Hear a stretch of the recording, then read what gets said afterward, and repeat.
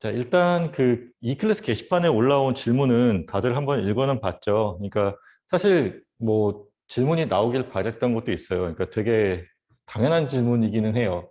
2, 4, 2, 1 코드인데 이게 이제 가중치 코드라고 얘기를 했었잖아요. 그냥 그날은 이제 가중치 코드라고만 설명했었어요. 사실 가중치 코드가 맞는 얘기이기도 하고. 그러니까 자릿수에 맞춰서 가중치가 2냐, 4냐, 2냐, 1이냐를 결정하는 거잖아요. 여기 8421 코드처럼. 근데 그렇게 봤을 때 지금 여기 8421 코드 같은 경우는 각 자리마다의 가중치 값이 다르기 때문에 뭐 크게 뭐 이렇게 어려울 일이 별로 없어요. 근데 지금 보면은 2421 코드 같은 경우는 여기도 2고 여기도 2이기 때문에 지금 경우의 수가 여러 개가 나올 수 있죠. 그렇죠? 그러니까 제일 첫 비트에 있는 2를 이용하느냐 아니면 세 번째 비트에 있는 2를 이용하느냐에 따라서 경우의 수가 여러 개가 나올 수 있는데 그런 문제 때문에 일단 가중치 코드만 설명하면 사실은 설명이 다 되진 않아요. 근데 일단 요거는 그냥 생각했으면 좋겠어요. 뭐냐면 자, 여기 있는 그 코드라고 하는 거는 약속이에요. 알겠죠? 그러니까 십진수를 이렇게 표현하겠다라고 그러니까 이런 표를 만들어서 약속했다라고 생각하면 돼요. 그러면 조금 더 이해가 쉽겠죠? 자, 그러면 이제 그거 외에 이제 자기 보수 코드라는 게 도대체 뭐냐라는 건데 지금 2421 코드 같은 경우는 어쨌든 지금 십진수이기 때문에 총 10개의 숫자를 표현을 해요. 10개의 숫자를 표현하고 우리가 5개씩 나눌 수 있겠지. 그러면 자 보세요. 여기 0부터 4까지 5개, 그리고 여기 5부터 9까지 5개를 나눠요. 일단 가중치 코드라는 거는 이해했을 거고 자기 보수 코드라고 하면 자 얘랑 서로 보수 관계에 있는 거예요. 자 지금 0, 1, 0, 0이잖아요.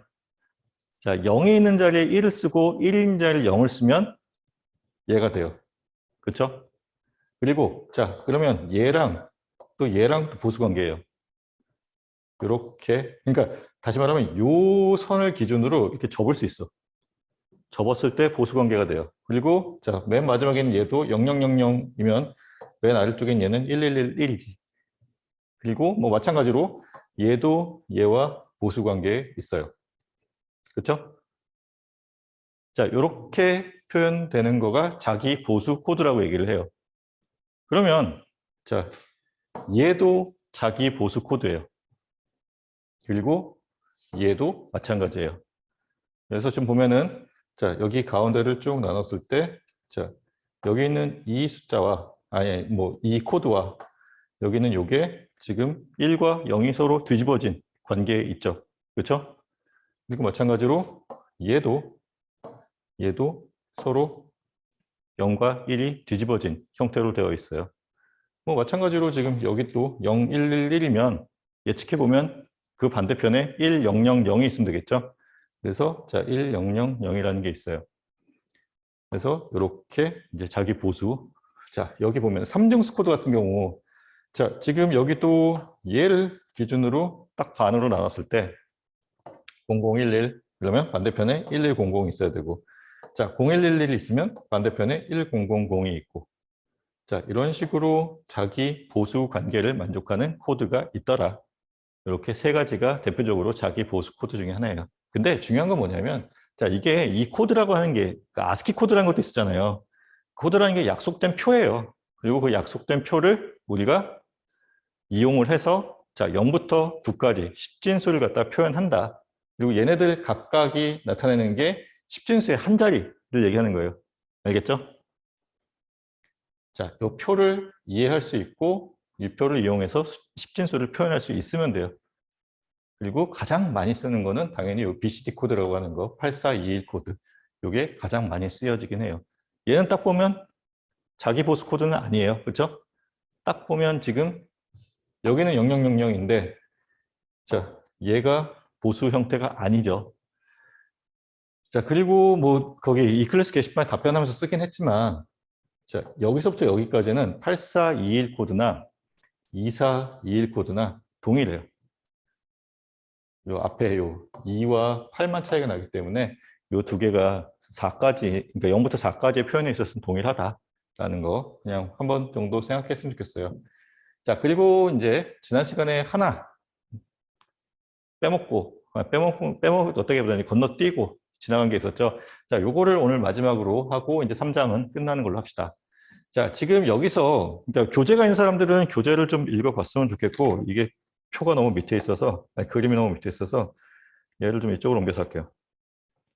요 정도면 잘 보이겠지? 자, 지금 뭐냐면은 자, 뭐 생긴 형태는 비슷해요. 근데 여기 에미터 쪽에 이제 두 개가 있다는 거예요. 그러면 이제 두 개의 입력이 모두 다 만족될 때만 여기를 이렇게 되면 또 이해가 어려지네. 그러면 여기다 놓을까? 자, 여기다 놓고 할게요. 자, 여기 쓰여져 있는 것처럼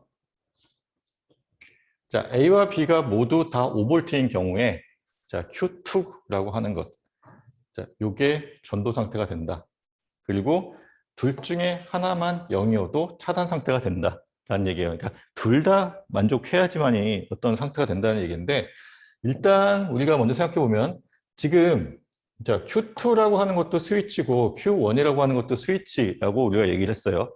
그러면 이 스위치가 동작하기 위한 조건은 자, 여기 이 위치에 5V가 인가되어야 혹은 VCC라고 하는 전압이 인가되었을 때 스위치 온 상태가 돼요. 그렇죠?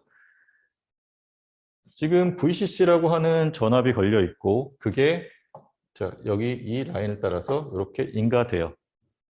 그리고 지금 그러니까 요 베이스 쪽으로는 거의 전류가 흐르지 않는다라고 봐요. 그러니까 예, 이렇게 보면 돼요. 그러면 지금 여기에 인가되는 전압은 항상 VCC인 거예요. 그러면 자, 여기 Q1이라고 봤을 때 요 Q1은 항상 온 상태야. 자, 그럼 표를 한번 그려봅시다. A, B, Q1이 있고 그리고 이제 Q2가 있겠죠. 그렇죠? Q2가 있고 그다음에 F가 있어요. 00, 01, 10, 11인데 자, A, B 두 개, 지금 보면 A, B가 두 개가 입력으로 되는 거고 지금 그 출력 F는 여기서 측정을 해요. 그러면 자, Q1이라는 거는 항상 VCC가 이렇게 연결되어 있기 때문에 얘는 항상 온 상태인 거야. 쟤는 신경 쓰지 않아도 돼요. 그냥 저기는 항상 전류가 흐를 수 있게 스위치가 눌려져 있더라. 그리고 얘는 뭐 그냥 항상 온이니까 크게 신경 쓰지 않고 넘어가도 돼요. 선이 연결되어 있다 정도로만 알면 돼. 그러면 자, 이제 문제는 뭐냐면 자, A와 B가 어떤 값을 갖냐에 따라서 여기가 5V가 될 수도 있고 아니면 뭐 1V가 아니 0V가 될 수도 있고 그런 거잖아요. 그러면 Q2가 어떤 값을 갖는지를 봅시다. 자, 지금 그러니까 여기서 중요한 거 그러니까 이 라인이 항상 전기가 흐를 수 있게 연결되어 있다라는 게 중요한 거예요. 알겠죠? 이해돼요? 자, 그러면 자, 지금 보면은 복잡하니까 좀 지우고 자, 00인 경우에 A가 0, B가 0인 경우에요. 둘 다 0인 경우에 지금 자, 여기 인가되는 전압 얼마? 0V겠죠. 그렇죠? 네. 그래서 여기 Q2는 차단돼요. 그래서 0이라고 합시다. Q2의 스위치가 5V가 아니라 차단된 거예요. 자, 그리고 이제 이게 중요한데 둘 중 하나가 0, 1, 0인 경우 자, 얘의 특징이 이런 경우에는 그러니까 이쪽으로 따라간다라고 하는 게 지금 제 특징이에요. 그래서 자, 이 경우도 스위치가 꺼진 상태가 돼요. 그러면 자, 여기에 이제 둘 다 1인 경우 그러면 그때는 여기 전체에 걸려 있는 게 1이고 그 1이라는 전압이 여기에도 걸려 있는 형태가 돼요. 그러면 1이라는 게 5V지. 그러면 그때는 저 Q2라는 스위치가 눌려지겠지. 그렇죠? 자, 스위치가 차단되어 있는 경우를 봅시다. Q2가 얘가 차단되어 있어요. 차단되어 있으면 VCC라고 하는 전압이 지금 아래쪽으로 내려오다가 전압 강화가 전류가 흐르면 저항에서 전압을 소모하고 그때 전압 강화가 일어나면 자, 얘를 지나고 난 후에는 0V가 되게 되는데 지금 여기가 끊어져 있기 때문에 전류가 흐르지 않죠. 전류가 흐르지 않으면 어떻게 돼요? 자, 5V가 그대로 유지가 돼요. 그래서 여기 있는 F에서 5V가 측정될 거예요. 자, 스위치가 끊어져 있는 경우에는 다 5V가 측정이 돼요. 스위치가 연결되어 있는 경우. 자, 스위치가 이제 연결되어 있어요. 그러면 전류가 이렇게 쭉 흐르죠. 그렇죠? 전류가 흐를 때는 여기서 전력 소모가 있어요. 얼마만큼의 전력 소모가 있냐? 5V만큼의 전력 소모가 있는 거예요. 그래서 자, 지금 요 사이에서는 얼마? 5V. 근데 여기서 5V가 소모가 되기 때문에 이거 아래쪽에서는 얼마? 0V. 우리가 측정하고자 하는 F는 여기 있으니까 이때 얼마? 0V. 이렇게 표시표가 정리가 돼요. 이해되세요? 자, 요렇게 돼서 우리가 이제 낸드 게이트와 같은 역할을 한다라는 거였어요. 자, 요거 잘 이해하고 넘어가도록 합시다.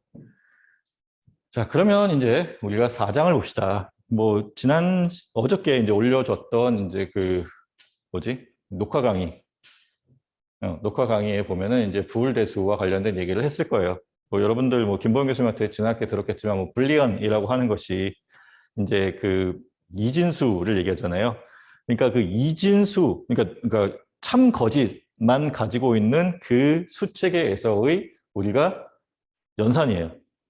그리고 그 연산을 우리가 하기 위해서 알아야 되는 몇 가지 규칙들이 있는데 그 규칙에 대해서 설명을 하고 그 연산법에 대해서 우리가 배운다라고 생각하면 돼요.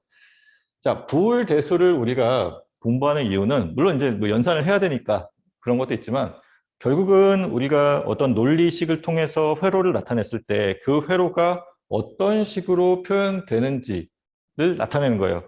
그리고 그 나타내는 표현식을 가지고 우리가 회로를 구성할 거예요. 그러면 이제 회로를 구성하는 데 있어서 어떻게든 간략화시켜서 구성하면 좋겠죠?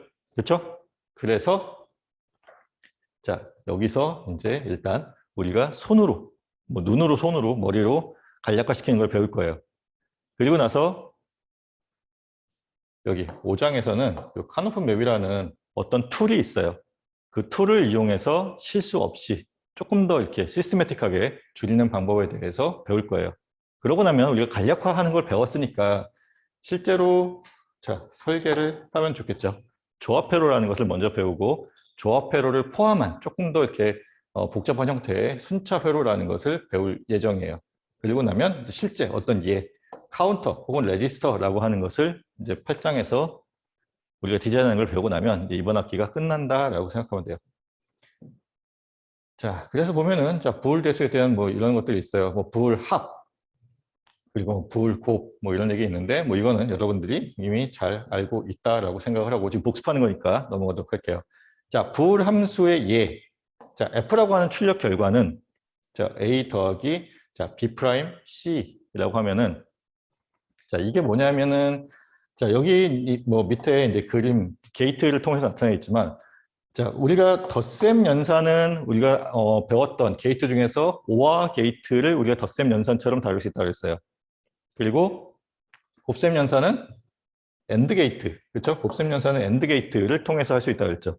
그리고 여기 있는 요 B 프라임이라고 하는 거는 지금 여기 B라고 하는 것에 B라고 하는 입력이 들어갔을 때 그 인버터 혹은 낫 게이트를 거친 것을 얘기해요. 그래서 자, 지금 보면은 F라고 하는 것이 A와 B 프라임 C에 대한 합이에요. 그렇죠?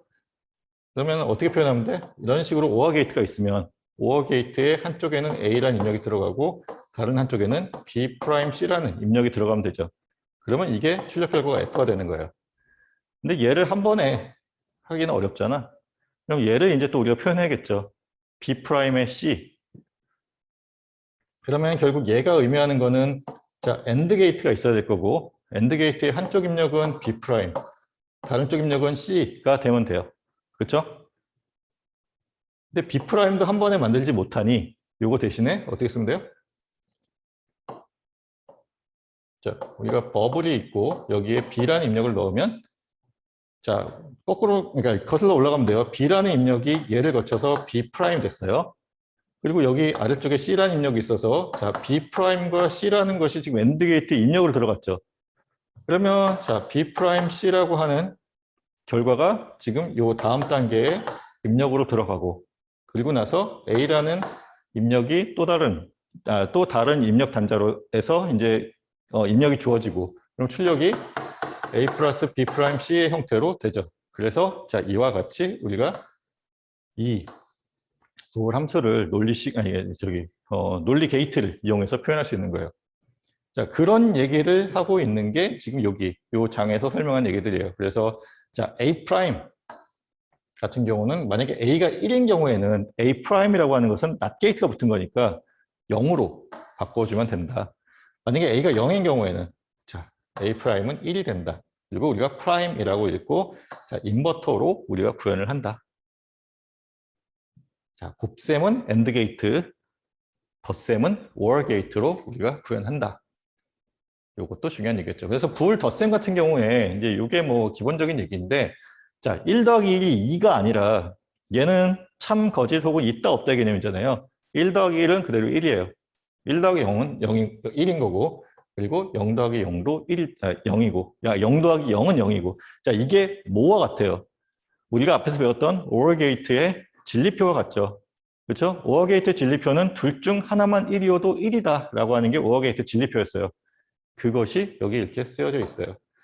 자, 그리고 OR 게이트 같은 경우 여기 보는 것처럼, 아래쪽에 보는 것처럼 꼭 입력이 2개일 필요만은 없다.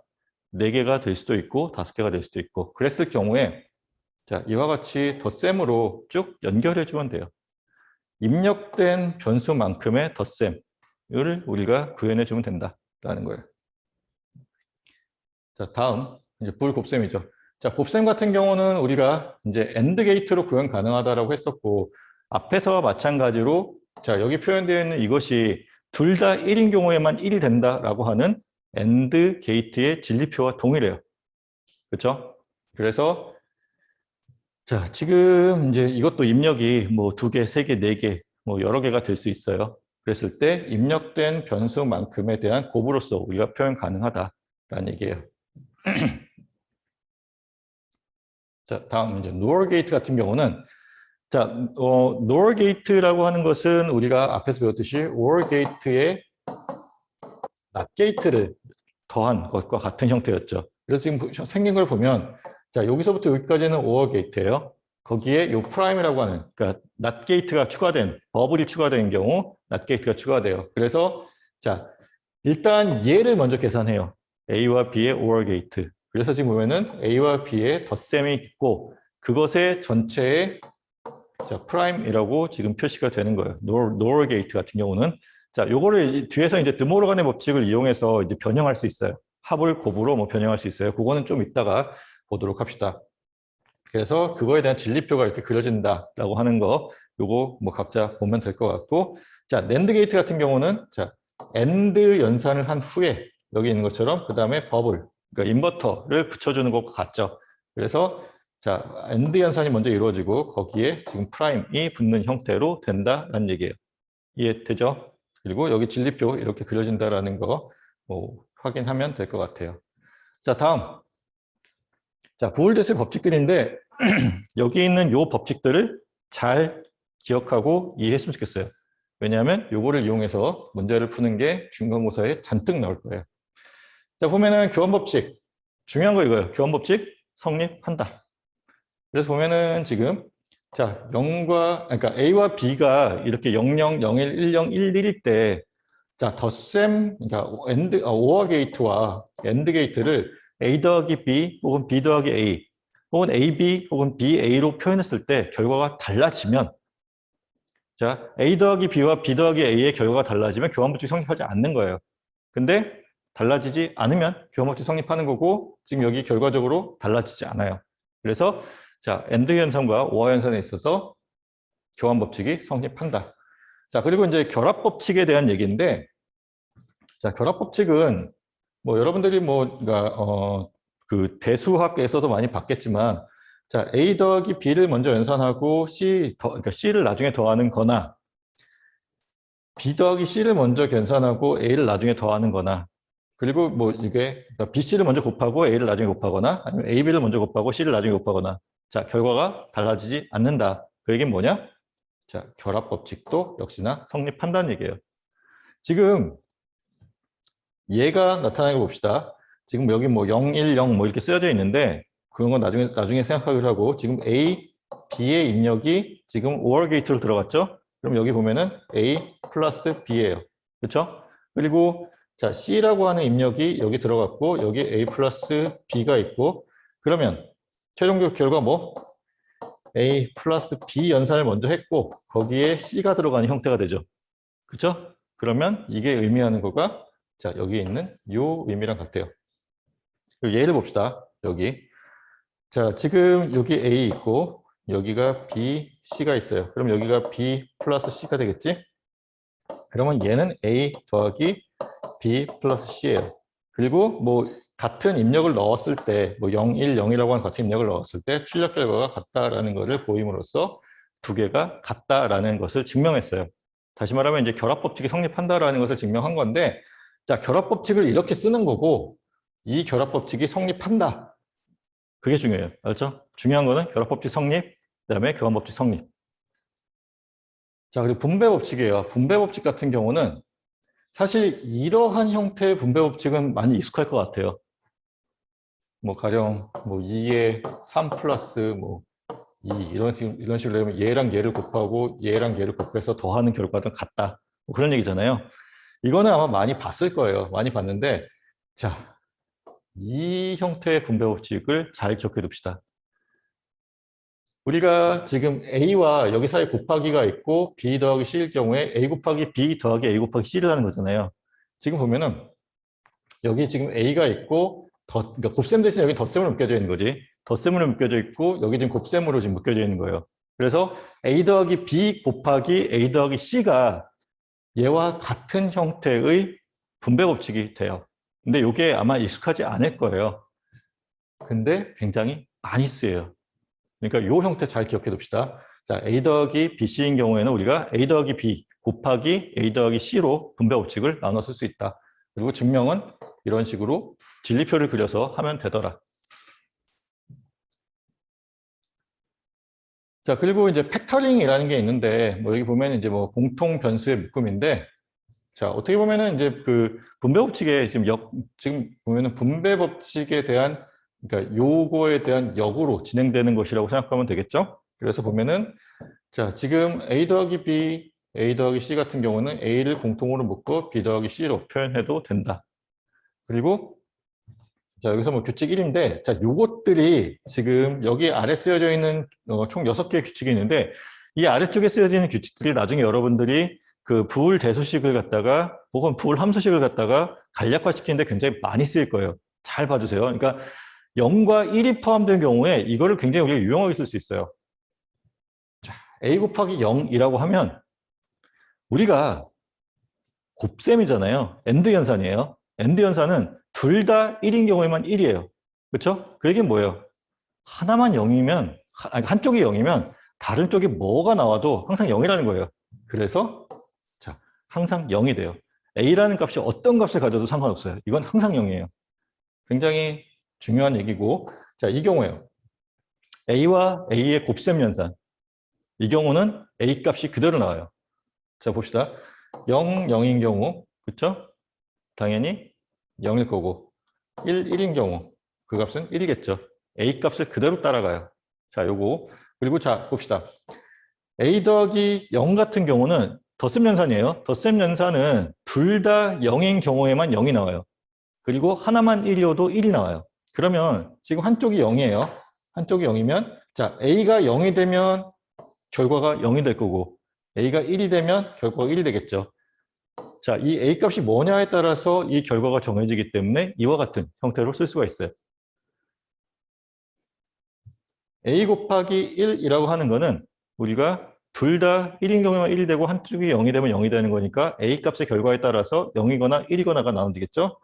자, A의 A'은 둘 중에 하나는 무조건 0이 나와요. 그렇죠?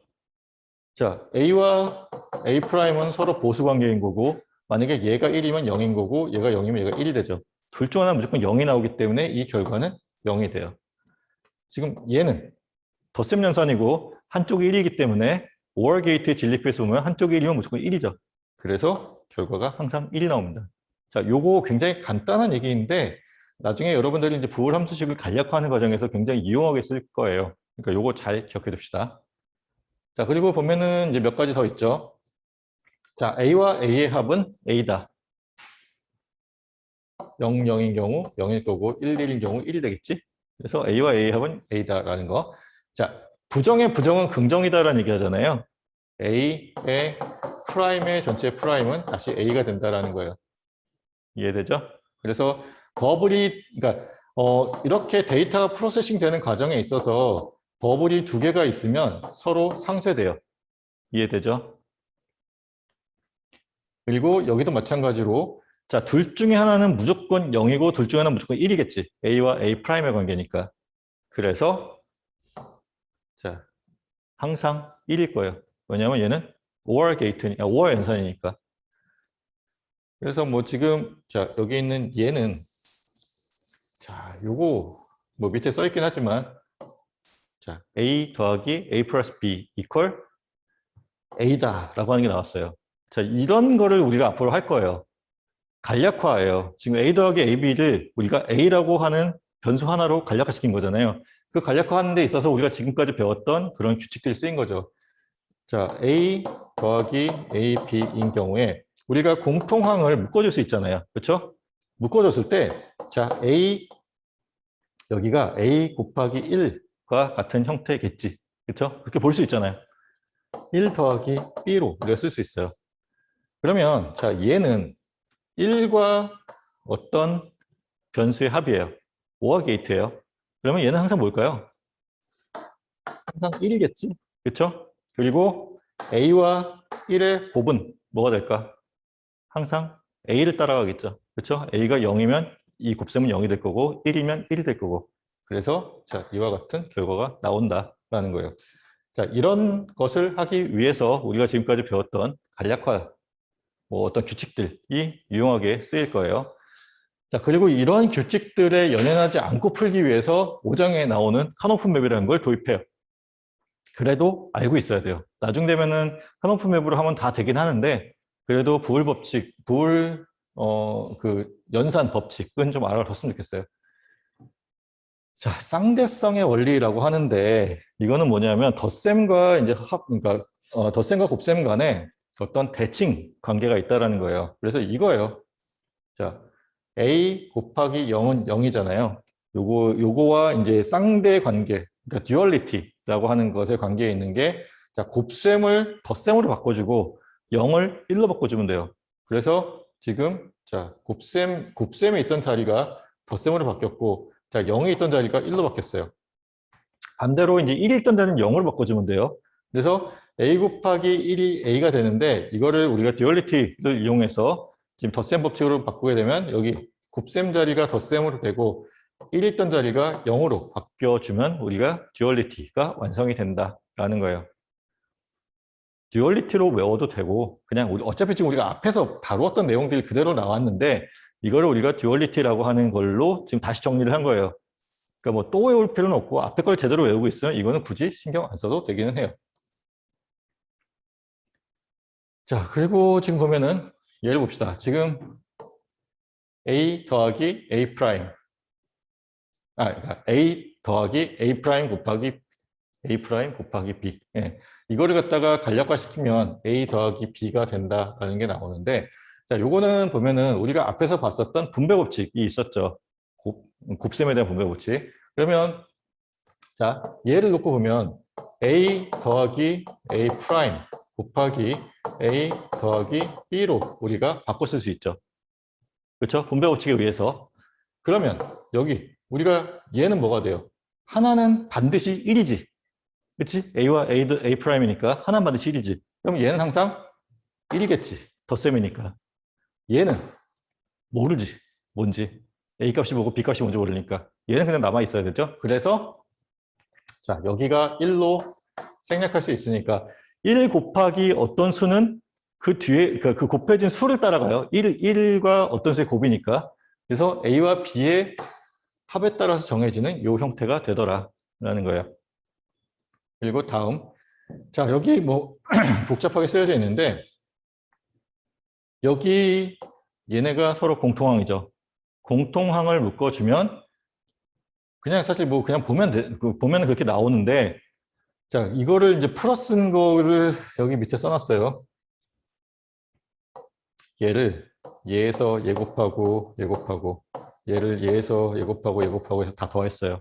그러면 자, AA, AC, AB, BC. 자, 여기서 AA는 우리가 A로 줄였을 수 있어요. 그렇죠? 그래서 여기 A가 됐어요. 그러면 AC, AB, BC가 됐지. 여기서 우리가 묶어줄 수 있는 게 뭔지를 한번 찾아봐요. 묶을 수 있는 거는 묶는데 묶었을 때 간략화가 될 수 있게 묶는 거야. 지금 여기 보면은 뭐 얘를 묶을 수 있어요. 그렇죠? A를 묶었을 때 B 플러스 C.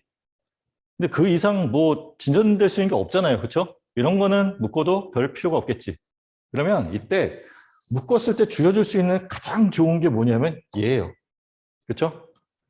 얘는 A 곱하기 1이라는 게 숨어 있고 그 1을 잘 이용하면 우리가 뭔가를 줄여줄 수 있어요. 그래서 지금 여기 아래쪽에 있는 것처럼 사실 뭐 얘랑 얘를 묶어도 되고 얘랑 얘를 묶어도 상관은 없을 텐데 뭐 일단 여기 쓰여져 있는 걸 따라가면 자 얘를 묶어주면 여기 있는 것처럼 여기 1이 숨어 있으니까 A 곱하기 1 더하기 C로 정리가 될 거예요. 1 더하기 C는 항상 1이죠. 그렇죠? 얘가 항상 1이 되니까 여기는 A만 남겠죠. 그래서 A만 남고 그 다음에 A, B, B, C예요. 다시 또 A와 A, B를 묶어줄 수 있죠. 그러면 A로 묶었을 때 1 더하기 BC가 되고 이건 또 뭐가 돼요? 다시 또 1이 돼요. 그래서 또 A만 남지. A만 남았고 그 A 값에다가 B 더하기 C를 하는데 A 더하기 BC는 더 이상 줄여줄 수 있는 방법이 없어요. 그래서 A 더하기 BC가 돼요. 자, 뭐 규칙이라고는 하는데 사실 뭐 연산 과정을 지금 보여주고 있는 거예요. 이해되죠?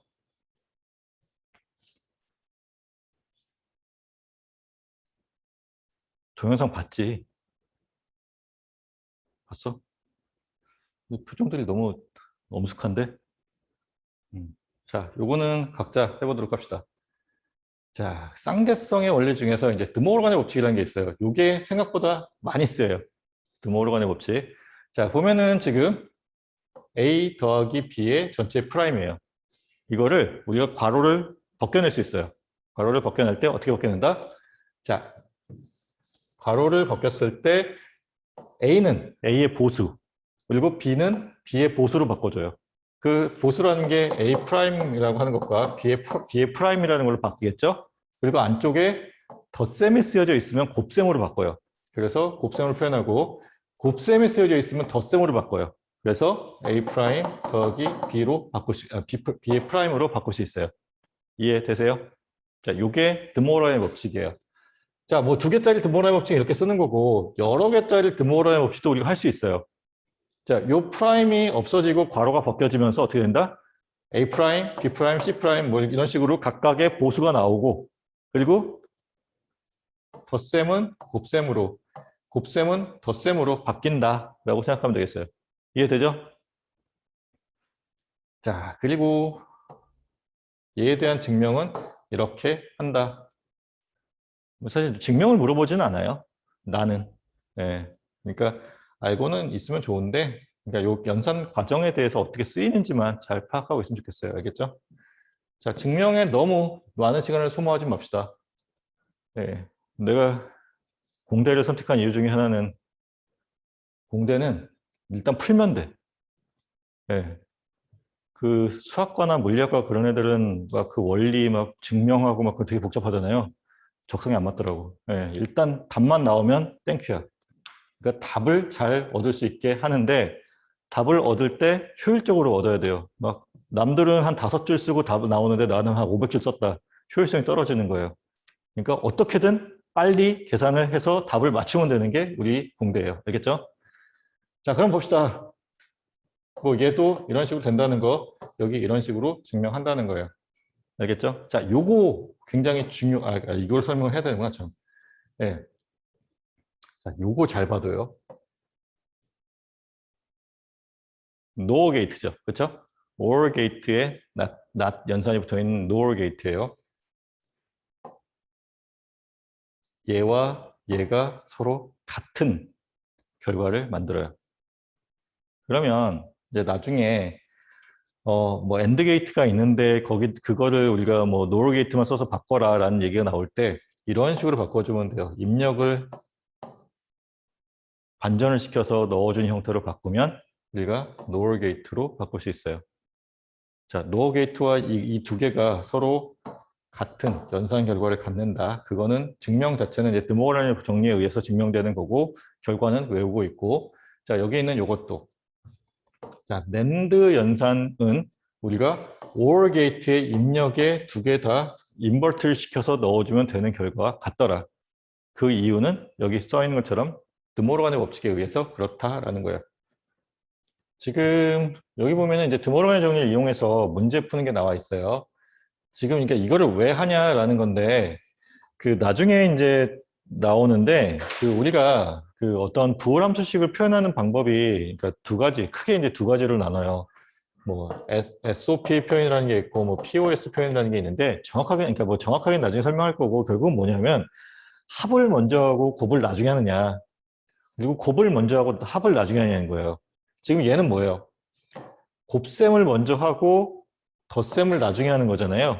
자, 이런 형태가 있는가 하면 지금 여기 있는 것처럼 자, 덧셈을 먼저 하고 곱셈을 나중에 하는 이런 형태가 또 있어요. 그러니까 이거를 우리가 나중에 변환을 해야 돼.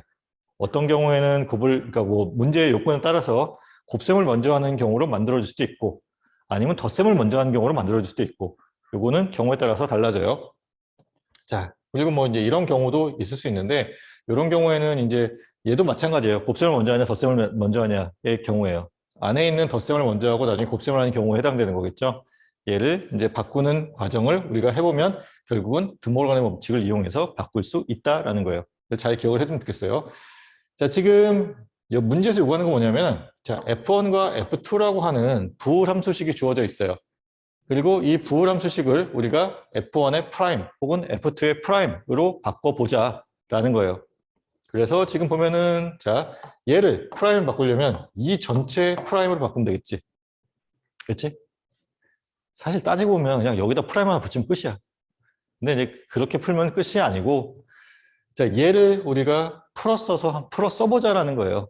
그러니까 문제를 정확하게 표현하려면 얘를 풀어 써라라는 것까지 나와야 되긴 하는 건데 그럼 뭐 풀어 써보면 자, 프라임이 없어지고 괄호가 벗겨지면서 다시 말하면 그 프라임이 안쪽으로 들어가면서 괄호가 없어지게 되면 자, A 플러스 B 정확하게 다시 씁시다. 여기 있는 것처럼 자, 일단 덧셈이 곱셈으로 돼요. 자, A, B, C의 전체 프라임의 곱셈, 덧셈이 곱셈으로 되고 D, E, F의 전체 프라임으로 돼요. 그리고 자, 이 각각이 또 다시 괄호가 묶여져 있고 그걸 풀어낼 수 있겠죠? 그래서 곱셈이 덧셈으로 되고 A가 A 프라임으로 돼요. 그러면 자, A 프라임 더하기 B 프라임 더하기 C 프라임에 자, 곱은 그대로 유지돼야 되죠. 곱셈에 D 프라임 더하기 E 프라임 더하기 F 프라임을 연산하면 된다라는 얘기예요. 이해되죠? 자, 이게 드모어란의 법칙의 응용이에요.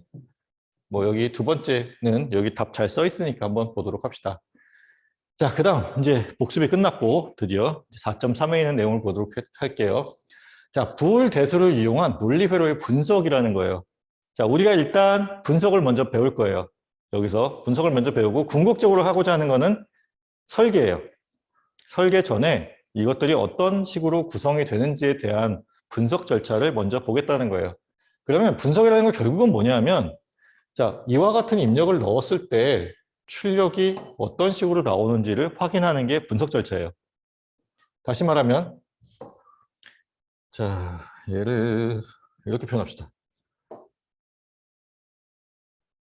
이 안쪽에 뭐가 있는지 잘 모른다라고 생각해 봐요. 그러면 이러한 입력이 들어갔고 그 입력에 의해서 어떤 출력이 나오겠죠. 입출력 관계를 파악하는 것이 분석이라고 생각하면 돼요. 알겠죠? 그리고 지금 여기 나타난 요 식이 결국은 뭐예요? 입력과 출력 사이의 관계를 나타낸 함수식이 되는 거예요. 자, 그러면 우리 한번 보도록 합시다. 뭐 여기 분석 절차라고 나와 있는데 여기 쓰여져 있는 걸 읽어보면 자, 논리 회로에 대한 부호 함수를 유도한다. 요게 부호 함수식이 되는 거죠. 그리고 자, 유도된 부호 함수로부터 회로의 논리적 연산 과정을 파악한다. 굉장히 뭐 추상적인 얘기죠. 그리고 진리표. 자, 이게 중요해요. 진리표를 작성해서 전체적인 연산 과정 및 입출력 관계를 확인한다. 자, 진리표를 그린다라고 하는 거는 입력이 가질 수 있는 모든 조합을 다 써서 그것에 대한 출력을 확인하는 거잖아요. 우리가 진리표를 딱 그려놓으면은 아, 이런 입력이 들어갔어, 이런 출력이 나오는구나. 입출력 관계가 정확하게 다 정의가 되죠. 그게 정확한 뭐 어떤 회로의 분석 과정이다라는 거예요.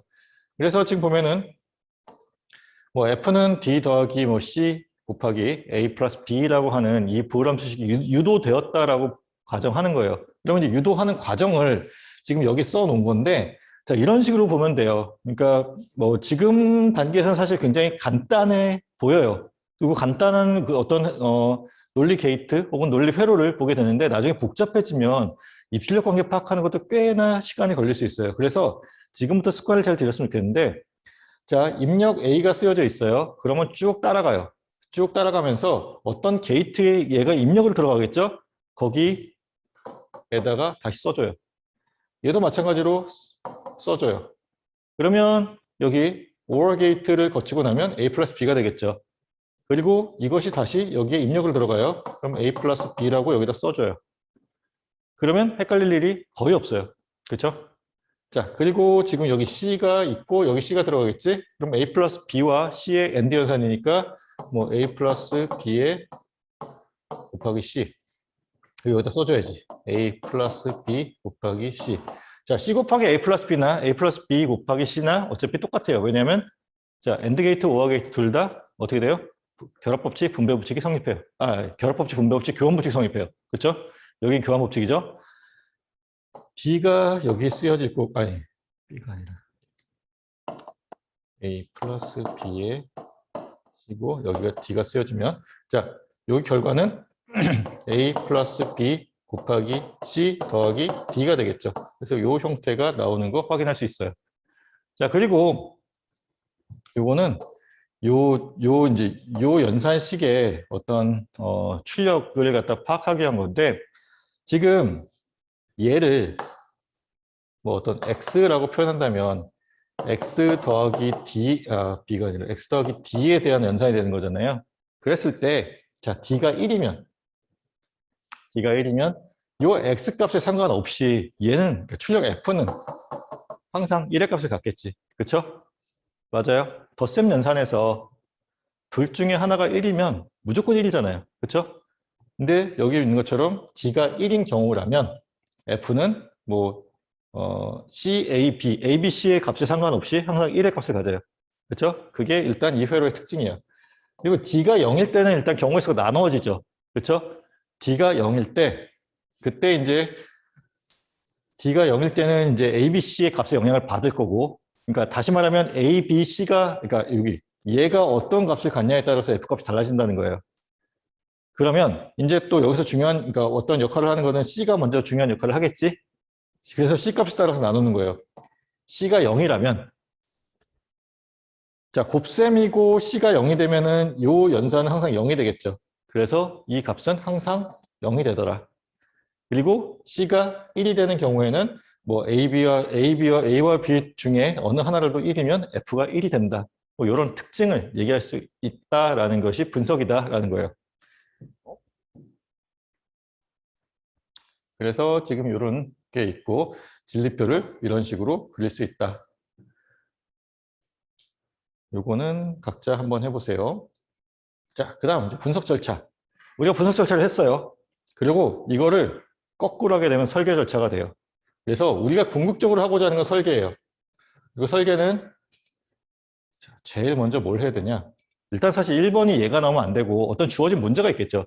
그렇죠? 주어진 문제가 있을 때 이 문제를 해결하기 위해서 내가 변수를 몇 개 써야 되는지, 다시 말하면 입력이 몇 개가 필요한지를 먼저 파악해야 돼요. 이게 변수 4개짜리 문제인지 3개짜리 문제인지 5개짜리 문제인지 그거를 먼저 파악하는 게 중요해요. 자, 그거를 파악하고 나서 진리표를 작성한다라고 되어 있는데, 결국은 진리표를 작성한다는 게 여기 있는 것처럼 입력이 몇 개인지를 파악해야지 진리표가 작성이 가능해요. 다 내포되어 있기는 해요. 내포되어 있긴 한데 여러분들이 나중에 할 때는 사실은 먼저 파악해야 되는 거는 이게 내가 변수를 몇 개를 놔야 되는, 다시 말하면 입력을 몇 개로 놔야 되는 회로인지를 먼저 파악하는 게 중요해요. 그리고 나서 자, 진리표를 작성하고 자, 진리표를 작성했으면 그 진리표를 이용해서 부호함수를 유도할 거예요. 이거를 이제 앞으로 계속해서 연습을 할 거예요. 자, 진리표를 가지고 부호함수 유도할 때 이 유도되는 부호함수가 아까 간략하게 얘기했던 것처럼 SOP 형태로 나타날 수도 있고 뭐 POS 형태로 나타날 수도 있어요. 자, 이런 것들이 이제 여기서 나오게 돼요. 자, 그리고 나서 간략화를 한다라고 되어 있는데 간략화를 하는데 지금 우리가 배운 거는 그러니까 부호함수의 논리식, 논리 연산만 지금 배웠어요. 그것들을, 그러니까 규칙들을 이용해서 간략화하는 거를 4장에서 할 거예요. 5장에서는 아까 얘기했던 카노프 맵이라는 것을 이용해서 어떤 조금 더 이렇게 시스테매틱하게, 그러니까 사실 지금 4장에서 하는 간략화는 내 경험에 따라서 달라져요. 내가 이 문제를 풀어본 경험이 있으면 간략화를 할 수 있어. 근데 항상 의심이 들어요. 내가 정말, 그러니까 문제 상세히 요구하는 게 뭐냐면 최대한 간략화해라. 정말 할 수 있는 데까지 다 하라는 얘기예요. 근데 이게 정말 최선일까 싶을 때가 많아. 그래서 그 최선이다라는 거를 갖다가 조금 더 확신을 주기 위한 게 카노프 맵이라고 생각하면 돼요. 근데 아직까지는 우리가 카노프 맵을 배우지 않았기 때문에 방금 전에 배웠던 규칙들 혹은 뭐 어떤 법칙들을 이용해서 간략화할 거예요. 그 간략화하는 과정에서 이게 유용하게 쓰이는 게 뭐 아까 얘기했던 것처럼 뭐 1과 0이 있는 경우에 그 1과 0에 대한 곱셈, 덧셈을 이용해서 간략화를 해주면 좋아요. 알겠죠? 자, 그리고 어떤 간략화된 이제 함수식이 나오겠죠. 그거를 우리가 뭐 논리 게이트들을 이용해서 회로를 구성하면 된다라고 하는 것이 지금 요 설계 절차예요. 그래서 지금 봅시다. 이제 나온 얘기가 이거예요. 자, 최소항이라는 것과 최대항이라는 것이 있어요. 자, 진리표는 주어졌다라고 봐요. 일단 진리표는 우리가 주어졌다라기보다는 진리표는 구했다라고 생각합시다. 진리표는 구했어요. 구하고 나서 어떻게 하냐? 부호함수를 유도하는 과정인데 부호함수 유도할 때 있어서 이제 뭐 최소항 그리고 최대항이라는 것이 있다라는 거예요. 그러면 이제 최소항과 최대항이 뭐냐라는 것에 대해서 이제 알아야겠죠. 자, 처음 나오는 게 이제 최소항이라는 거예요. 자, 입력값이 1인. 자, 여기 A와 B가 둘 다 입력이에요. 그렇죠? 이 입력값이 있는데 이 입력값이 1인 경우 이 경우 지금 입력값이 1인 거죠. 그렇죠? 여기 이렇게 쓰여져 있는 경우 입력값이 1이에요. 자, 입력값이 1인 경우에는 정상형이라고 되어 있어요. 정상형이라는 거는 이제 보수형과 반대예요.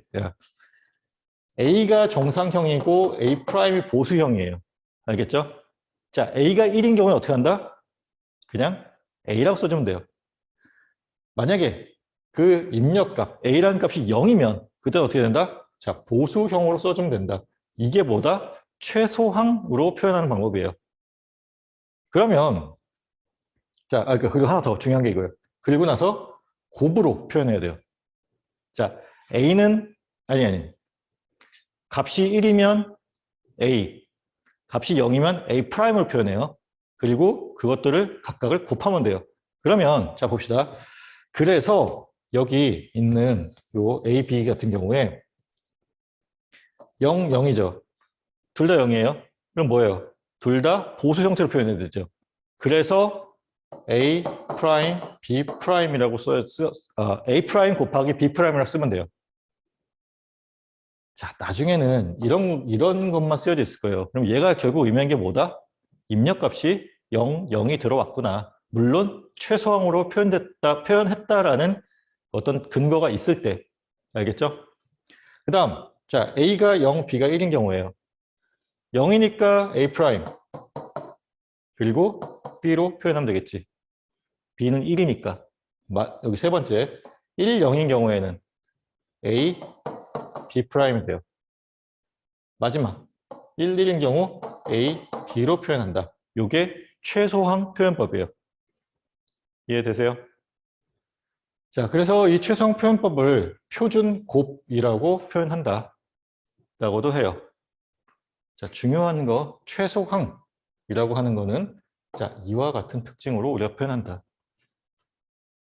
그래서 자, 이게 사실 의도하는 건데 여기 보면은 각 항은 입력 변수들 간의 AND 연산 결과가 1이 되도록 표현한 결과에 해당돼요. 자, 보세요. 0, 0이 들어갔어요. 입력이. A, B의 입력이 0, 0이 들어갔어요. 그럼 어떻게 돼요? A 프라임, B 프라임을 표현했죠? A 프라임 곱하기 B 프라임을 표현했어요. 그러면 자, 0, 그러니까 다시 말하면 0의 프라임 곱하기 0의 프라임이에요.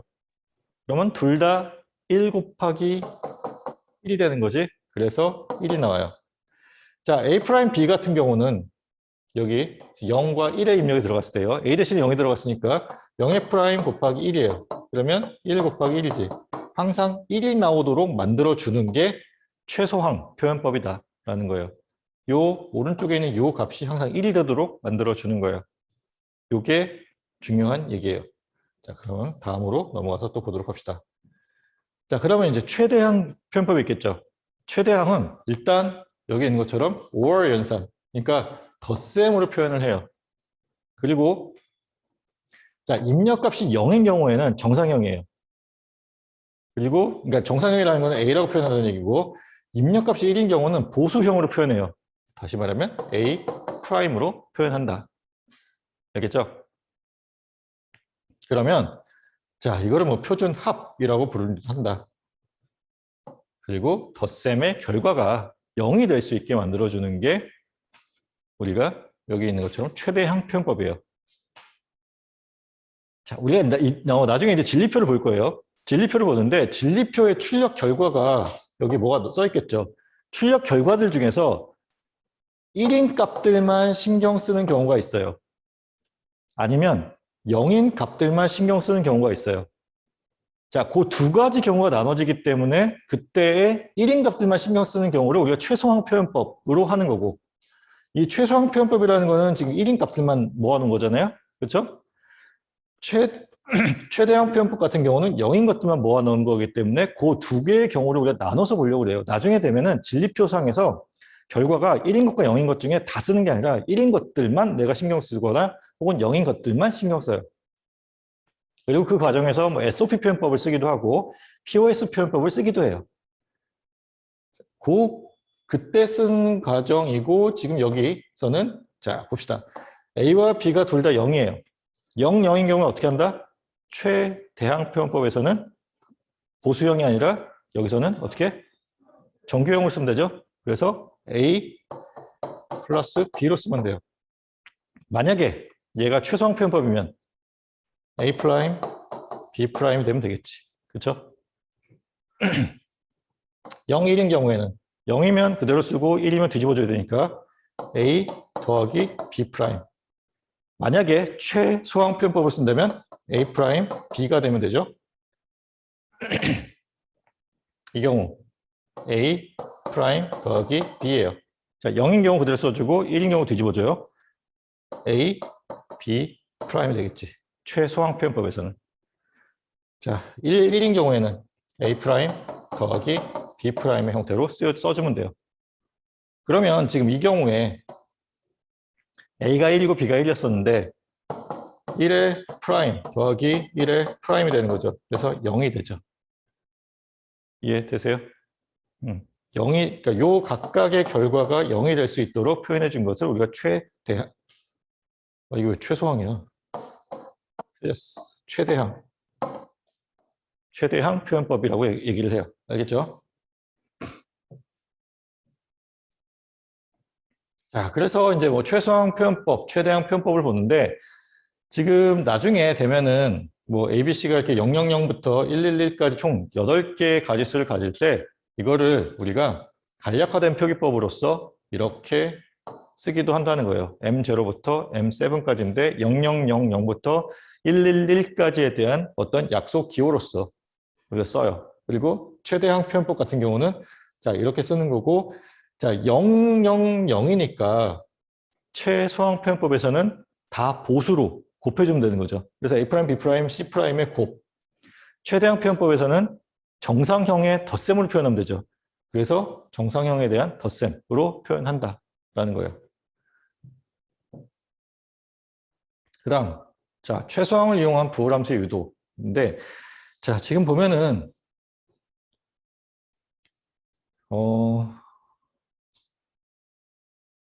지금 여기에 대한 얘기인데, 자, 최소항을 이용해서 F1과 F2에 대한 부호함수를 구하라.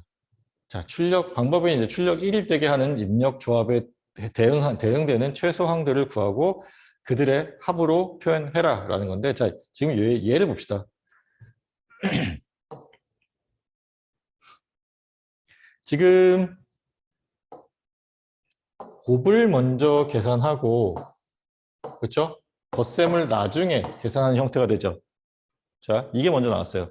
곱을 먼저 계산하고 덧셈을 나중에 계산하는 경우. 자, 이거는 우리가 최소항들의 합으로 표현하게 돼요. 자, 최소항들의 합으로 표현하게 되고, 지금 이 경우에는 AND 게이트 연산이 먼저 나오고, 자, 일단 두 단계의 연산을 해요. AND 게이트 연산을 먼저 하고 그 연산 결과를 나중에 다 OR 게이트를 통해서 두 번째 연산을 하는 경우로 나와요. 자, 이 경우에는 어떻게 계산을 하느냐? 자, 이와 같은 지금 출력 F1이라고 하는 진리표가 주어졌어요. 최소항 표현법에서는, 최소항을 표현하는 표현법에서는 뭐만 신경 쓴다? 출력 결과가 1인 것만 신경 써요. 그래서 1, 1, 1, 1인 경우만 신경 쓰면 돼요. 1인 경우가 0, 0, 0, 그리고 0, 1, 1, 1, 0, 0, 그리고 마지막에 1, 1, 0이 되죠. 자, 우리가 최소항 표현법을 할 거기 때문에 일단 어떻게 하면 된다? 0으로 쓰여져 있으면 보수 형태, 1로 쓰여져 있으면 정상 형태로 써주면 돼요. 자, 0, 0, 0으로 쓰여져 있으니까 A', B', C'이 나오면 되죠. 그렇죠? 그리고 지금 여기 0, 1, 1 같은 경우는 A', B, C예요. 여기는 A, B', C' 되겠지. 여기는 자 A, B, C'이 돼요. 얘네들을 우리가 덧셈으로 묶어주면 이것이 F1에 대한 부호함수식을 유도하는 결과예요. 자, 진리표가 주어졌어요. 여기 있는 것처럼 진리표가 주어졌어요. 이 주어진 진리표를 이용해서 우리가 부호함수식을 구성하는 것을 지금 연습하고 있는 거예요. 자, 부호함수식을 구성하는 데 있어서 우리가 최소항을 이용하는 방법과 최대항을 이용하는 방법이 있는데, 최소항을 이용하는 방법에서는 자, 진리표의 결과항 중에 자, 1인 것들만 신경 쓰면 되고, 그 1인 결과에 대해서 자, 0이 쓰여져 있으면은 A'으로, 1이 쓰여져 있으면 A, 그러니까 정상형 형태로 써서 먼저 곱해주고 각각에 대한 최소항 표현법을 해서 먼저 곱을 해주고, 그리고 나서 이 결과들을 서로 더해주는 형태로 나타내면 우리가 최소항을 이용한 부호함수식의 유도가 되는 거예요. 자, 우리가 아까 설계 과정에 있어서 진리표가 주어져 있으면 그 진리표를 이용해서 부호함수식을 유도해라라는 게 있었죠. 그리고 그 다음에 해야 되는 게 부호함수식을 간략화시켰어야 돼요. 그렇죠? 간략화시키고 나서 그 간략화된 것을 가지고 우리가 설계를 하면 우리가 해야 되는 설계 과정이 맞춰진다라는 건데, 여기서 일단 하는 거 부호함수식의 유도예요. 그러면 우리가 최대항도 배웠으니까 최대항은 어떻게 해야 되느냐? 자, 최소항으로 표현하는 경우에는 1만 신경 써주면 되지. 최대항으로 표현할 때는 자, 0인 경우만 신경 쓰면 돼요. 그리고 자, 0인 경우가 여기, 여기, 여기, 여기에 해당되는. 그럼 어떻게 하면 될까? 자, 0이니까 이때는 그냥 A로 써주면 되죠. 그래서 자, A 더하기 여기 B 그리고 C'이지.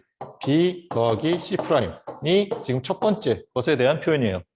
두 번째 0인 경우 자, A 더하기 B' 더하기 C가 지금 여기 두 번째 쓰여져 있는 0에 대한 표현이에요. 여기 세 번째 얘는 A' 더하기 B 더하기 C'이에요. 그렇죠? 마지막 얘는 셋 다 1이니까 다 프라임이죠. A', B', C'이에요. 자, 이것들을 전부 다 곱해주면 돼요. 그래서 합의 곱이냐, 곱의 합이냐예요. 얘는 합을 먼저 하고 곱을 나중에 하는 경우고, 방금 전에 표현했던 1인 경우만 신경 쓰는 거를 우리가 곱을 먼저 하고 합을 나중에 하는 형태가 돼요. 차이는 뭐냐면 곱을 먼저 하면 AND 게이트가 먼저 나오고 OR 게이트가 나중에 나오는 거예요. 합의 연산을 먼저 하면 OR 게이트가 먼저 나오고 AND 게이트가 나중에 나오는 결과가 되겠죠. 자, 그래서 지금 보면은 최소항을 이용한 방법인데 지금 F2인 경우에 자, 1, 1, 1, 1, 1인 위치만 우리가 신경 쓰면 되겠지. 자, 0인 데는 우리가 신경 안 써도 돼요. 그러면 여기 001 그리고 100 101 그리고 110 자, 이렇게 되니까 각각에 대해 써보면 A', B', C죠. 그렇죠? 0, 0, 1이니까 여기는 1, 0, 0이니까 A, B', C'이 돼요. 그렇죠? 자, 얘는 A, B', C가 돼요. 얘는 A, B, C'. 마지막은 A, B, C. 얘네들을 각각 어떻게 한다? 더하고 더하면 우리가 구하고자 하는 F2가 나온다. 그래서 지금 여기 보면은 이 F2가 여기 이렇게 쓰여진 이유가 그래요.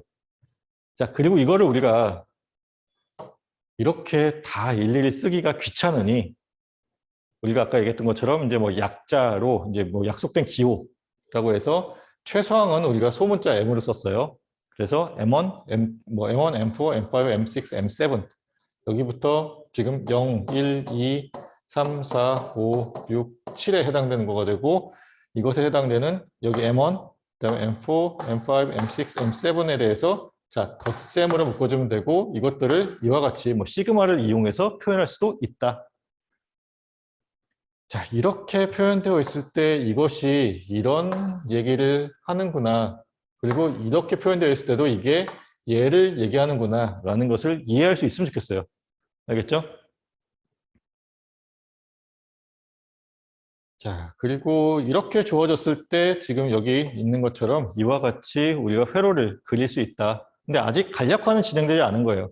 간략화는 진행되지 않았고 지금 구한 우리가 최소항과 최대항을 이용한 부호함수 유도를 한 것을 가지고 그려 놓은 거예요.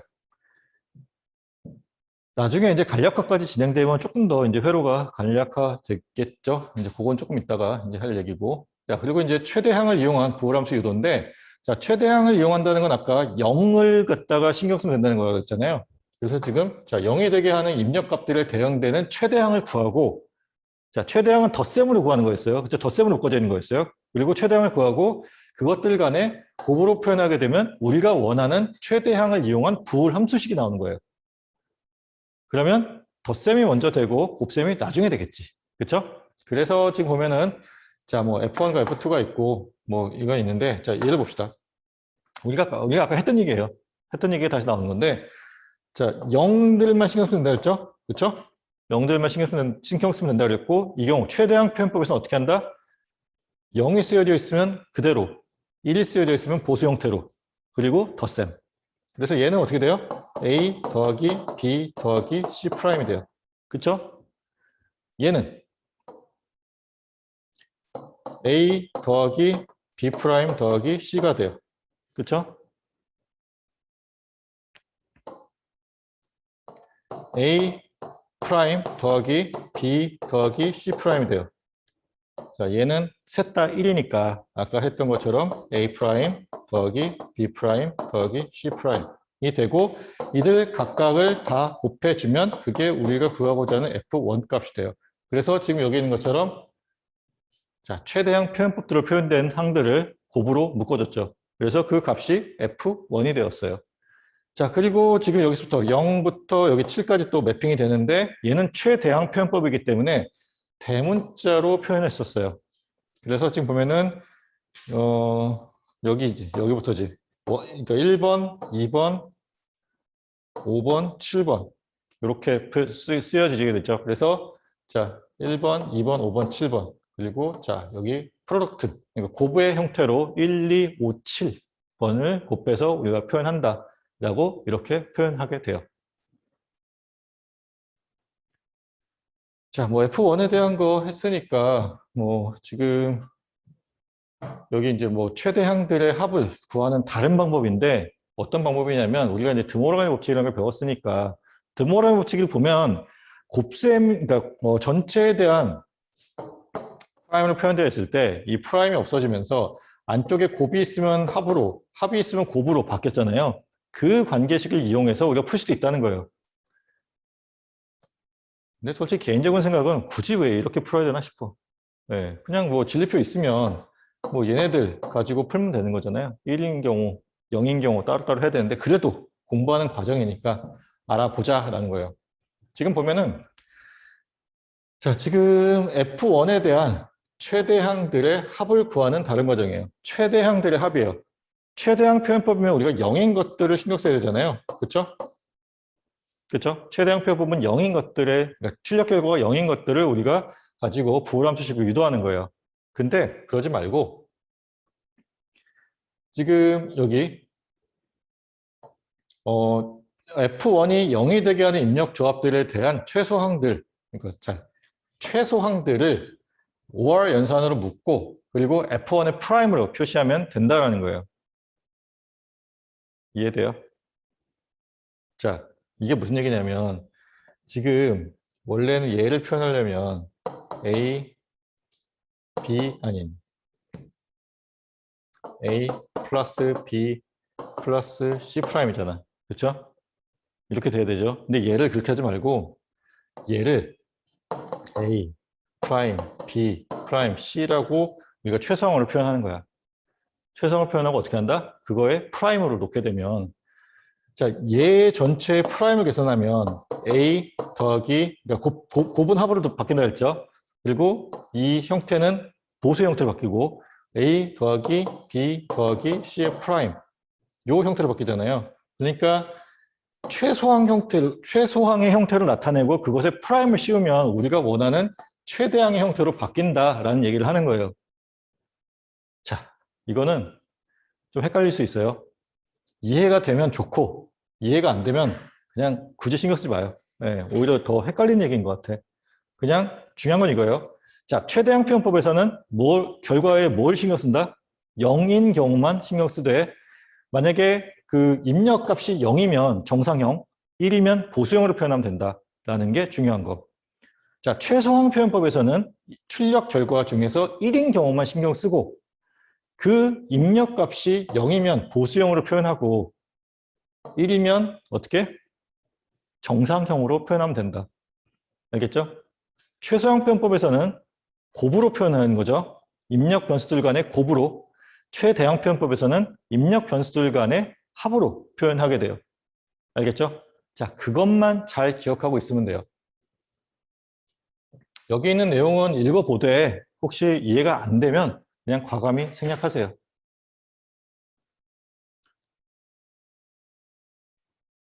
자, 그리고 이제 최대항을 이용한 부호함수인데 이것도 마찬가지예요. 지금 같은 얘기를 하고 있어요. 한번 읽어보고 여러분들이 궁금하면 얘기해 주세요. 이거 계속 설명하면 오히려 더 헷갈려질 수 있어서 자, 그리고 지금 보면은 요 형태에 대한 자, 논리회로 그려놓은 거죠. 지금 보면은 덧셈 연산이 먼저 되게 되죠. 그래서 자, 요 라인에서는 5월 게이트 연산이 먼저 나와요. 그리고 그 결과들에 대한 곱셈으로 묶여져 있죠. 그래서 자, 엔드 연산이 나중에 나오는 요 형태가 우리가 최대항을 이용한 부호함수 최대항을 이용한 부호함수를 유도했을 때는 5월 연산이 먼저 그다음에 엔드 연산이 나중에 나오는 형태가 만들어져야 돼요. 그래서 지금 이제 부호함수의 간략화가 나오죠, 이제. 자, 부호함수까지 구했어요. 진리표에서 우리가 부호함수까지 구했어요. 그렇죠? 그 다음에 뭘 해야 돼요? 간략화를 하고 그 다음에 뭐 이제 설계를 하면 되겠죠. 그래서 지금 간략화가 나와요. 자, 간략화시키는 목적은 뭐 여기 있는 이런 이유예요. 일단 가장 중요한 거는 시간이 아니라 공간과 비용을 절약하는 게 가장 큰 목적이에요. 근데 제가 지금 방금 뭐 표현을 그러니까 잘못 표현하긴 했는데 시간도 전략이 돼요. 그 이유는 뭐냐면 지금 여기서는 사실은 크게 차이는 없어요. 자, 1단계가 있고 2단계가 있죠. 자, 각 단계, 그러니까 게이트들을 거칠 때마다 얼마만큼의 딜레이가 있어요. 내가 입력을 뭐 0초에서 넣고 출력을 딱 측정했을 때 그게 0초가 아니야. 약간의 딜레이들이 생겨요. 그러니까 가령 뭐 이렇게 진짜 과장해서 얘기하면 0초에서 입력을 딱 넣었는데 출력이 한 3초에 나오는 거예요. 그럼 그러니까 각 게이트들마다 3초만큼의 딜레이가 있다고 생각하면 돼요. 물론 이제 이런 게이트는 쓰면 안 되겠지. 그렇죠? 3초씩이나 딜레이가 있는 것들은. 근데 예를 들면 그렇다는 거예요. 그럼 여기서도 마찬가지로 약 3초 정도의 딜레이가 있다고 생각해요. 그러면 자, 입력이 들어가서 총 출력이 나올 때까지 6초만큼의 딜레이가 있어요. 그러면 내가 이 딜레이를 줄여야겠지. 그렇죠? 어떻게 돼야 돼요? 그러니까 지금 여기서는 뭐 더 줄일, 그러니까 이 단계를 줄일 방법은 없긴 한데 이 단계를 더 줄일 수 있으면 줄여서 만약에 3개의 단계를 거쳐서 결과가 나온다고 하면 그거를 2개로 줄이면 전체의 3분의 1만큼의 딜레이 타임이 없어지는 시간 절약 효과가 있어요. 비용 절약, 시간 절약, 그리고 공간에 대한 절약도 돼요. 그래서 그런 것들을 신경 쓰기 위해서 지금 여기 있는 것처럼 단순화가 필요하다라는 거예요. 그래서 보면은 자, 지금 이러한 최소한 표현법이죠. 곱셈이 먼저 되고 그 다음에 덧셈을 하는 이러한 최소한 표현법이 있는데 얘를 우리가 간략화를 시키다 보니 자, 이렇게 됐어요. 그러면 일단 방금 전에 얘기했던 것처럼 원래 여기서는 곱셈을 먼저 하고 덧셈 연산이 있었잖아요. 자, 곱셈 먼저 연산하고 그리고 덧셈 연산하고 나면 출력 결과가 나와요. 그럼 2단계를 거쳐야 되는 거지. 근데 지금 보면은 A 곱하기 C야. 자, 한 단계만 거쳐도 끝나는 거예요. 입력도 줄어들고 그리고 단계도 줄어들기 때문에 시간도 절약되고 자, 이와 같은 이유 때문에 우리가 간략화를 한다. 자, 간략화를 하는 과정에 있어서 다른 방법이 없어요. 문제를 많이 풀어보는 게 최선이에요. 이게 그냥 안 보이면 끝까지 안 보여요. 근데 정말 운이 좋게 딱 어떤 생각이 떠오르면 그게 정말 운이 좋은 거예요. 네, 물론 뭐 이거가 어떻게 하면 된다라고 정말 알려주고 싶어요, 저도. 근데 심지어 나도 안 보일 때 있어요. 그러니까 언제였지? 17학번. 17학번들한테 문제를 그러니까 중간고사를 냈어요. 내가 생각한 답은 여기였어. 근데 어떤 학생 하나가 그거보다 더 줄여놨더라고. 네, 그러니까 이게 방법이 딱히 없어요. 그러니까 문제를 많이 풀어보는 방법. 그리고 일단 운도 좋아야 돼. 딱 보여야 돼. 딱 봤을 때, 아, 이게 여기 쓰이면 되겠구나. 네.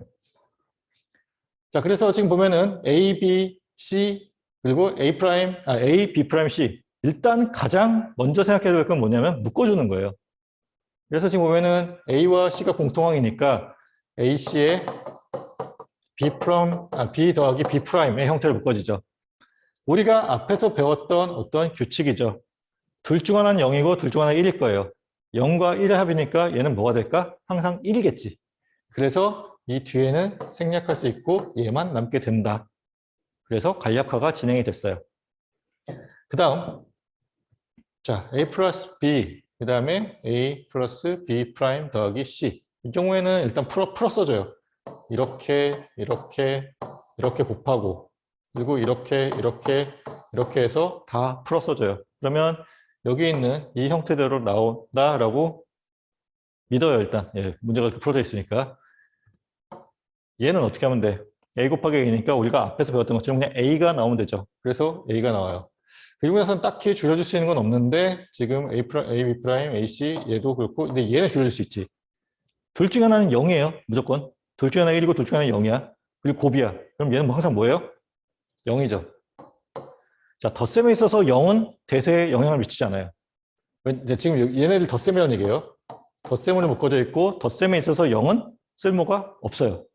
근데 사실 이 경우에 어떤 거 하나가 확실하게 1이다. 그러면 출력 결과가 무조건 1이 되는 거잖아요. 그렇죠? 근데 불행하게도 그런 경우는 없기 때문에 일단 얘를 하나 줄여준 거를 여기서 이제 하면 되죠. 그러면 이제 남는 거 A, AB 프라임, AC, AB, BC. 자, 여기서 생각해야 되는데 어떻게든 묶어줘서 줄여줘야 되잖아요. 근데 어떻게 하면 좋다? 얘랑 묶어줘 봐야 영양가가 하나도 없지. 어떤 식으로 묶어주면 좋아요? 우리가 얘가 1을 포함하고 있잖아요. 얘를 잘 이용하면 되겠죠? 그래서 얘를 묶어주면 A의 1 플러스 B 프라임. 근데 여기는 지금 이렇게 묶어주긴 했는데 지금 얘랑 묶어주면은 A를 묶었을 때 B 프라임 더하기 B로 바뀌어지기 때문에 지금 굳이 이렇게 안 묶고 A와 AC를 묶은 거예요. 이해되세요? 그러니까 이런 게 사실 경험이에요. 이렇게 쓰여져 있어서 얘랑 묶는 순간 이제 계산이 복잡해지지. 예.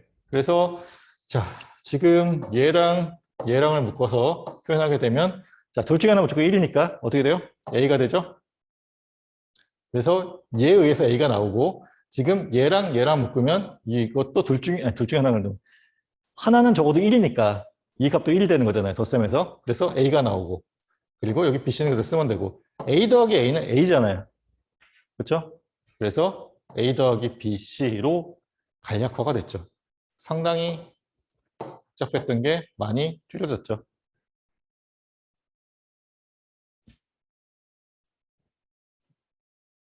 자, 그리고 예제 두 번째 예제인데 자, 요거 잘 보세요. 그러니까 요것도 굉장히 많이 쓰이는 방법 중에 하나예요. 지금 자, 이와 같은 항이 쓰여져 있어요.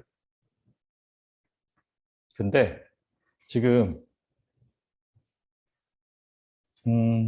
여기 보면은 A 더하기 A는 A라고 줄여질 수 있다 했잖아요. 다시 말하면 A라는 거를 우리가 A 더하기 A로 바꿔 쓸 수도 있다는 거예요. 이해돼요?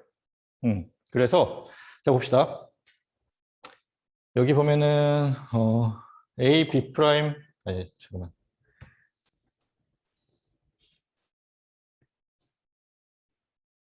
여기 A, B 프라임 C를 하나 더 복사해 썼어요. 지금 원래 A, B 프라임 C라는 게 하나가 있었는데 여기서 이렇게 넘어갈 때 A 더하기 A가 되는 것처럼 반대로 가능한 거예요. A를 그냥 A 더하기 A로 쓸 수 있는 거예요. 그래서 자 서로 묶어줘서 줄여주고 싶은데 항이 하나 모자란 경우에요. 그 경우에 이런 식으로 하나를 더 추가해서 해줄 수도 있다는 거예요. 자, 그러면 지금 여기서 보면은 순서를 맞춰 써놨는데 B 프라임 C로 묶어주면 A 프라임 더하기 A가 되죠. 그럼 둘 중에 하나 1이니까 얘는 생략될 수 있겠지? 그렇죠? 그리고 자, A, B 프라임 여기 보면은 예를 들어 A, B 프라임 묶어주게 되면 C 프라임 더하기 C가 돼요. 그럼 얘도 마찬가지로 생략이 가능하겠죠. 1이니까. 그리고 마지막 항에 A, B에 C 프라임 더하기 C로 묶어줄 수 있지. 그럼 얘도 둘 중 하나 1이니까 생략이 가능하죠. 그러면 자, B 프라임 C, A, B 프라임, A, B만 남지. 여기서 뭘 묶어줄 수 있어요? 얘를 또 묶어줄 수 있겠지. A로 묶었을 때 B 프라임 더하기 B가 나와요. 그러면 여기서도 둘 중 하나는 무조건 1이니까 얘가 항상 1이 돼서 생략 가능하죠. 그래서 A 플러스 B 프라임 C의 형태가 답이 돼요. 자, 문제에서 요구하는 거는 항상 최대한 간략화하라는 얘기일 거예요. 그리고 최대한 간략화를 이런 식으로 진행을 하면 돼요. 자, 문제를 많이 풀어봐야 됩니다. 근데 이제 항상 이렇게 풀고 나면은 자신이 없어. 이게 과연 최선의 결과일까? 최대한 하는 걸까? 그래서 5장에서 이제 그 카노프 맵이라는 거를 다루고 나면 그때는 이제 검산이 가능해요. 아, 이렇게 하면 그러니까 이런 식으로 했을 때 이 결과가 나온 게 정말 최대한 간략화된 거구나라는 거를 알게 될 거예요.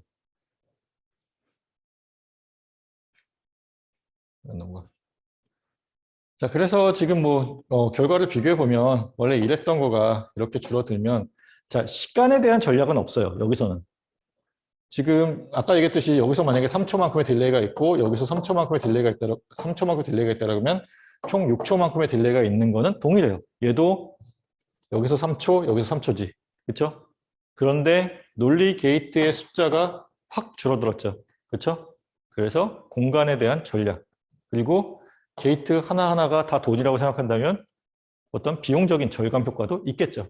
근데 궁극적으로는 이렇게 간략화시키면 아까 봤던 것처럼 요 단계도 줄어들어요. 줄어드는 경우도 훨씬 많아요. 그렇기 때문에 시간에 대한 전략도 가능해요. 자, 그래서 지금 요거를 간략화라는 건데 자, 이렇게 쓰여져 있죠. 자, 지금 보면은 일단 얘를 보십시오. 그러면 x와 x 프라임이 보이죠. 그렇죠? x 더하기 x 프라임은 우리가 생략할 수 있으니까. 그래서 yg로 묶었을 때 x 더하기 x 프라임. 얘는 우리가 1이니까 생략할 수 있다. 그래서 yg만 남겠지. 그래서 얘 두 개를 묶었을 때 yg만 남아요. 그리고 나서 자, 얘를 보면은 y 프라임 g 프라임, y 프라임 g 프라임의 x의 x 프라임으로 나오네. 그렇죠? y 프라임 g 프라임의 x의 x 프라임. 그러면 자, 얘가 1이 되죠. 그렇죠? 그러면 생략할 수 있고 y 프라임 g 프라임만 나오겠네요. 그래서 얘를 간략화시키면 여기 있는 것처럼 뭐야? y 프라임 g 프라임이 아니야? 다른 방법을 했구나. 뭐 하자. y 프라임 g 프라임으로 나는 할게. 아 여기 yg 있고 y 프라임 g 프라임 있고 그리고 x y 프라임 g 이렇게 나는 하고 싶은데 뭐 합시다. 그러면 자 봅시다. 여기 그러니까 요건 좀 이따 같이 하기도 하고 그럼 여기서는 지금 얘네들끼리 묶어줬군요. x y 프라임과 얘를 묶어줘서 지금 g 프라임에 g를 해서 지금 요게 x y 프라임이 나왔네요. 요거 나왔고 남는 얘를 여기다 썼어요. 그리고 나서 지금 yg가 있고 자 x y 프라임에서 y 프라임의 공통된 항으로 있으니까 y 프라임을 놓고 이렇게 써줬어요. 그리고 나서 자 x 프라임 x 더하기 x 프라임 g 프라임을 여기서 이렇게 바꿔주는 걸 아까 우리가 앞에서 배웠던 분배 법칙이에요. 그렇죠? 앞에서 배웠던 법칙 중에 좀 특이한 법칙 하나 있다 그랬죠? 그게 지금 여기서 쓰이는 이 분배 법칙이에요. 분배 법칙을 쓰게 되면 지금 여기 있는 것처럼 x의 x 더하기 x 프라임 곱하기 x 더하기 g 프라임이 돼요. 그럼 얘가 1이 되니까 생략돼서 없어지죠? 그래서 y 프라임의 x 플러스 g 프라임이 나와요. 그래서 계산을 하면 그러니까 최종적으로 이제 플러스인 거예요. 그냥 플러스게 되면 이렇게 되더라 하는 거고 지금 여기서는 봅시다. 여기서도 마찬가지로 y 프라임으로 묶어주게 되면 자 g 프라임의 x g가 나오죠. 그러면 y 프라임에 여기서도 g 프라임 더하기 g 곱하기 g 프라임 더하기 x가 나와요. 그러면 얘가 1이 되죠? 그렇죠? 그래서 얘 생략해서 없어지고 y 프라임에 x 더하기 g 프라임이 남게 되고 그래서 얘랑 얘랑 더해주면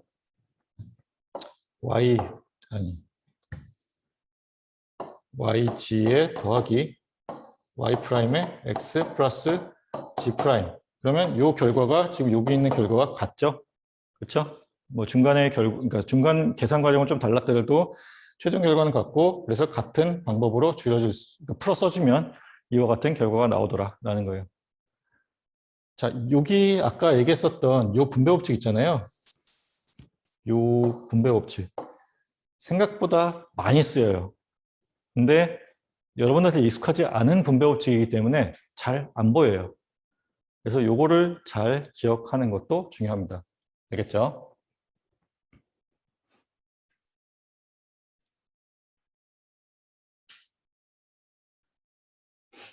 자, 그 다음에 이제 논리회로의 설계 사례인데, 자, 이제 우리가 다 배웠어요. 간략화도 배웠고, 진리표 그리는 것도 배웠고, 진리표를 이용해서 부호함수식을 꾸미는 것도 배웠어요. 그래서 이제 실제 사례를 놓고 한번 해보자는 거예요. 그러면 여기서 제일 먼저 해야 될 건 뭐냐면, 자, 문제를 일단 잘 읽어야 돼. 문제를 잘 읽어서 어떤 게 입력이고 어떤 게 출력인지를 파악해야 돼요. 입력과 출력을 잘 파악해야 진리표를 그릴 수가 있어요. 물론 이제 상황도 잘 파악해야 되지. 보면은 자 여기는 아주 친절하게 3개의 입력이라고 주어졌어요. 입력이 일단 3개네. 그렇죠? 그럼 진리표를 그릴 때 입력이 3개가 나와야겠죠. 출력은 당연히 하나가 아니에요. 출력의 경우에 하나가 있을 수도 있고 또 하나가 있을 수도 있어요. 그렇기 때문에 출력 관계도 잘 파악해야 됩니다. 자, 3개의 입력들로 이루어지는 자 이진수 조합이 나타내는 10진수 값이 0부터 4까지일 때는 출력을 0이래요. 자, 문제 잘 이해돼요? 자, 이진수 조합이 나타내는 10진수 값이 0부터 4까지인 경우에는 자, 출력을 0으로, 5 이상인 경우에는 출력으로 1을 발생한다. 그러면 총 8개의 경우가 있어요. 8개의 경우가 있고 얘가 10진수를 표현했을 때 0, 1, 2, 3, 4, 5, 6, 7이죠. 이랬을 때 문제에서 요구하는 게 뭐다? 4까지는, 자, 여기까지네요. 4까지는 0, 나머지는 1로 표현한다 라는 거예요. 이해돼요? 그래서 지금 진리표가 이렇게 완성이 되었어요. 자, 그러면 뭐 해야 돼? 얘를 최소항 표현법으로 표현하든 최대항 표현법으로 표현하든 표현해야겠지. 최소항인 경우에는 1인 것들만 신경 쓰고 최대항인 경우에는 0인 것들만 신경 써요. 근데 1이 많아, 0이 많아. 0이 많죠. 굳이 많은 걸 가지고 내가 표현할 필요는 없겠지. 간략화하는데 힘들기만 해요. 어떻게 하는 게 좋겠어요? 적은 숫자를 가지고 하는데, 자, 근데 뭐 사실 적은 숫자를 가지고 한다라는 건데 일반적으로 1인 거를 많이 써. 예. 그러니까 최소항 표현법을 많이 써요. 일반적으로 1인 경우를. 그래서 자, 일단 여기서는 예, 요걸로 표현한다고 봅시다. 그러면 자, 1, 0, 1이에요. 그러면 어떻게 돼요? A, B 프라임, C가 되죠. 그렇죠? 1, 1, 0이에요. A, B, C 프라임이 돼요. 1, 1, 1, A, B, C. 요거 세 개 항의 덧셈으로 표현해 주면 되죠. 그렇죠? 그래서 표현된 게 여기 이렇게 쓰여져 있어요. A, B 프라임 C 더하기 A, B, C 프라임 더하기 A, B, C. 자, 얘만 봐도 1, 0, 1에 해당하는 값이고 1, 1, 0에 해당하는 값이고 1, 1, 1에 해당하는 값이 없구나. 그 위치, 진리표상에서 그 위치에 있는 게 1이구나 라는 거를 또 유추할 수 있어야 된다고 그랬어요. 자, 그러면 이제 간략화를 해야 되죠. 간략화를 하기 위해서 이제 묶어줘야 되는데 묶어줬을 때 자, 지금 뭐 어떻게 묶어줘도 상관은 없겠다. 지금 그러니까 여기 이렇게 쓰여져 있는데 아래쪽에 쓰여져 있는 형태가 있고 다르게 좀 해보면 자, 얘랑 묶어줄 수도 있겠죠. 그렇죠? 그러면 자, A, C로 묶었을 때 B 더하기 B 프라임 형태가 나와요. 그렇지? 그리고 얘가 결국은 1이 되니까 A, C만 남게 되지. AC 더하기 A, B, C 프라임이에요. 자, 여기서 A로 묶을 수 있지. 그치? A로 묶을 수 있고 C 더하기 B, C 프라임. 분배 법칙 쓰면 A 있고 C 더하기 B 곱하기 C 플러스 C 프라임. 얘는 사라지죠? 그쵸? 1이니까 남는 거 AC 더하기 AB. 뭐 A에 B 플러스 C. 뭐 같은 형태가 나오죠. 자, 여기 있는 거는 어떻게 썼냐면 지금 A, B로 묶었어요. 얘네 둘로 묶었을 때 C 프라임 C가 나오고 C 프라임 더하기 C가 나오고 그랬을 때 얘가 항상 1이 되니까 생략해서 없어지고 지금 이와 같은 형태가 되고 여기서 A로 묶었을 때 지금 A로 묶었을 때 B 프라임 C 더하기 B가 되고 얘네들을 분배 법칙으로 하게 되면 B 더하기 B 프라임 곱하기 B 더하기 C가 되죠. 그래서 얘가 또 생략해서 없어지고 남는 게 A에 B 플러스 C가 되더라. 자, 여기까지 구했어요. 그렇죠? 그리고 우리가 방금 전에 여기까지는 안 했어. 지금 그러니까 여기까지 하고 한 단계 더 나가야 되는데 그건 안 했는데 자, 얘를 이용한 회로 구성이에요. 먼저 계산되는 게 뭐예요? 덧셈 연산이 먼저 계산되겠죠? 괄호 안에 있는 게 먼저 계산돼야 되잖아. 그래서 해야 되는 게 뭐? B와 C의 덧셈 연산이니까 OR 게이트가 나와야겠지. 그 결과가 지금 A와의 곱으로 돼야 되죠? 그래서 요건 엔드 게이트, 요건 OR 게이트예요. 엔드 게이트 거쳐서 F라고 한 출력이 나오면 우리가 구해야 되는 회로가 설계가 됐어요. 자, 여기까지 할 줄 알면 돼요. 4장에서 요구하는 거 딱 요거예요. 자, 어떤 상황이 주어졌어요? 다시 정리하면 어떤 상황이 주어졌어요? 이 상황을 가지고 진리표를 그릴 수 있으면 돼요. 자, 진리표를 그릴 때 여기서는 문제가 굉장히 친절하게 입력이 3개라는 걸 알려줬는데 알려주지 않는 경우가 더 많아요.